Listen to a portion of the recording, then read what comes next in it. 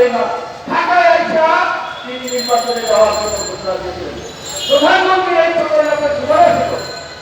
সেরকম হিসাবে কিছুদিন আগে একটা ভিডিও দেখলাম, আমাদের প্রধানমন্ত্রী দেখেছেন তো মাসাল্লাহ, একে মাথায় শুধু কারো প্রতিবাদ না, খুব ধানে কারণ 91-এর নির্বাচনে আওয়ামী লীগ হেরে গেছে।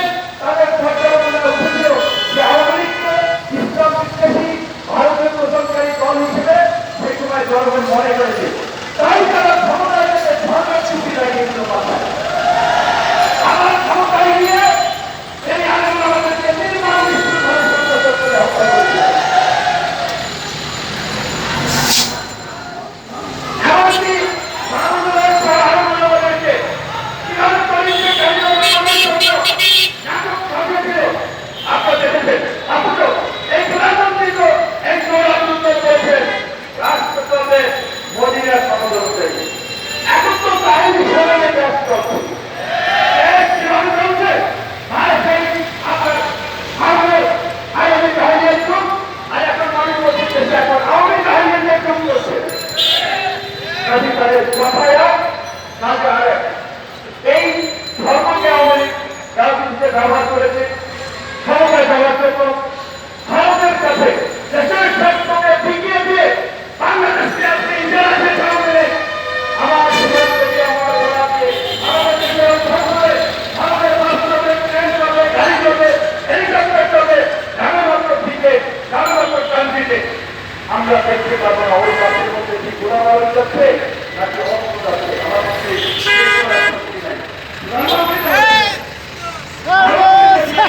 আমার মধ্যে মনে রাখবে আজকে এই ভারতের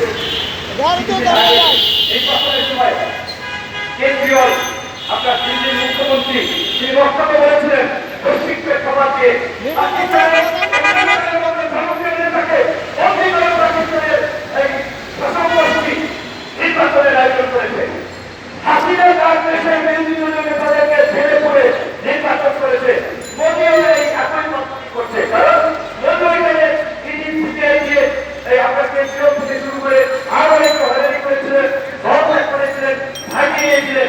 একেবারে থাকে প্রধানমন্ত্রী এবং আওয়ামী লীগ এই খেলাটা করছে। সাধারণ মানুষের নৌকা উঠেছেন, সেই মানুষকে নিয়ে বিএনপি ভাইদের তৃণমূল করেছেন এবং এই যে আমাদের ছিল এই টাকা পয়সা দেওয়া একটা ভোট করে একটা বিরোধী দল বানাতে চেয়েছিল, কারণ জাতীয় পার্টির তাদেরকে সুযোগ ছিল না, কিন্তু সেই স্বপ্ন তাদের পূরণ হয় নাই। কিন্তু এই পদ্ধতি ভারতেও মোদী অ্যাপ্লাই করতে চেষ্টা করেছিল।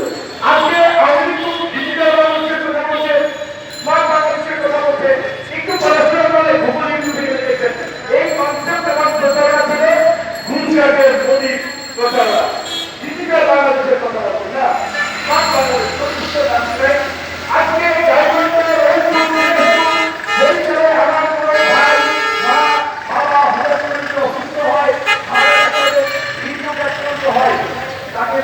চিকিৎসা যথাযথ চিকিৎসা দেওয়া হলো, জেলা হাসপাতালগুলোতে ব্যবস্থা আছে,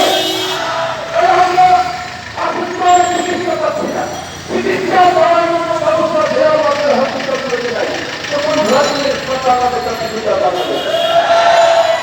আমি ঢাকা বিশ্ববিদ্যালয়ের ছাত্রীদের ঢাকা বিশ্ববিদ্যালয়ের খবর জানি। ঢাকা বিশ্ববিদ্যালয়ের একটা সার্টিফিকেট উঠেছে, ভলেন্টিয়ার ডিপার্টমেন্টের চেয়ারম্যানের সাইনেও প্রভোস্টের সাইনেও এই খেলে দৌড়াও ওই খেলে দৌড়াও একটা নাজেহাল কাজ।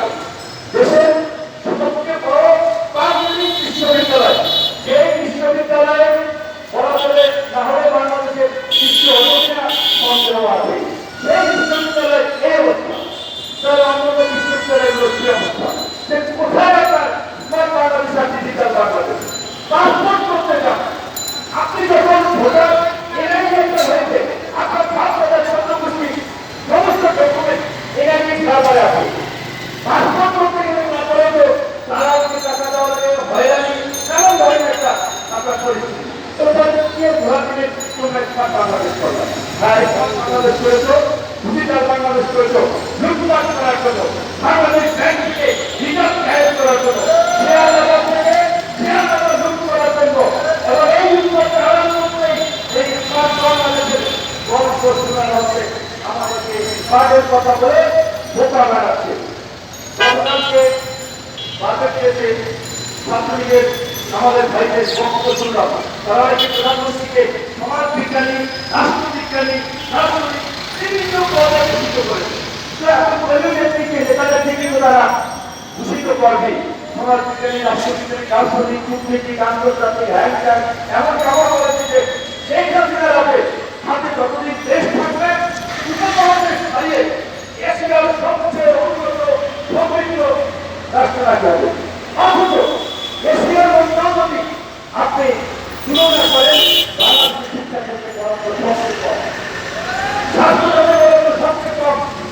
তো এইটা আমাদের ছাত্রলীগের বন্ধুরা, ছাত্র বন্ধুরা পড়াশোনা করেও তারা বৈবন্তের মতো সরকারের দালালি করার জন্য, নেতৃত্ব করার জন্য মিথ্যা কথা বলে জাতিকে বিভ্রান্ত করছেন, তরুণ সমাজকে নৈতিকভাবে শুরু করছেন।